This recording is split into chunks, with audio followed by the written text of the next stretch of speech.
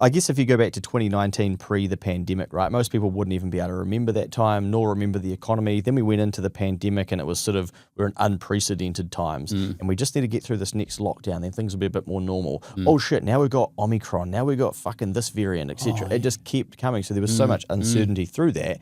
And then basically it was, right, here's cheap debt, etc. Oh shit, now we've got inflation.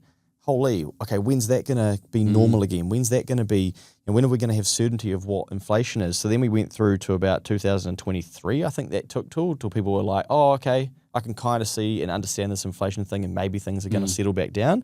And then it was like, oh, okay, well, once we get back into that 1 to 3% bracket, we still need to work through this recession thing. Yeah, we got slapped with the recession. Yes, then we got a recession. And we were lucky enough to get a double dipper. Yeah. So we've done like 2 years of per capita type of recession. Now it's like, okay, we're back on the other side. And now we get to 2025 and it's, okay, well, we've got potentially a trade war, which a lot of us won't really understand what that is, how that's going to work, how it's going to play out. So again, more uncertainty.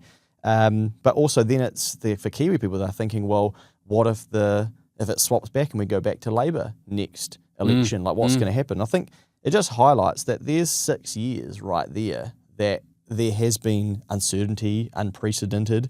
And I saw someone recently say, like a fund manager talking about the markets, and they said, well, now you just have to sit back and wait for normality to return.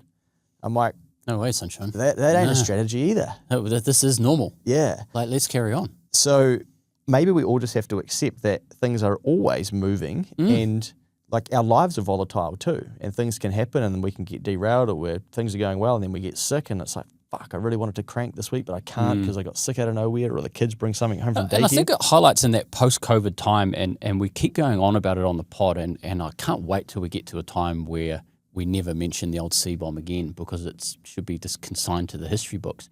But keep coming back to just highlighting how much cash was floating around in the economy and just how easy it was to transact, and then the flow-on impact to a business owner's P&L. Like if you go back and look at your last 6 years, you can see the spike and then you can see the tumble down. And the tumble down is actually just normalizing and coming off the high. Yeah. Yes, part of it's a recession to get back there, but are we ever going to get back there? Maybe as the economy grows, but don't certainly think that was normal. And I think so many people are looking back and go, oh, we made all this money. Like, to them, that's normal. Yeah. Well, it's not. But I think it's just getting comfortable with the fact that we don't know what's next outside of the world that we operate in, but we can control it as best we can, provided we just stick to our knitting and don't get distracted.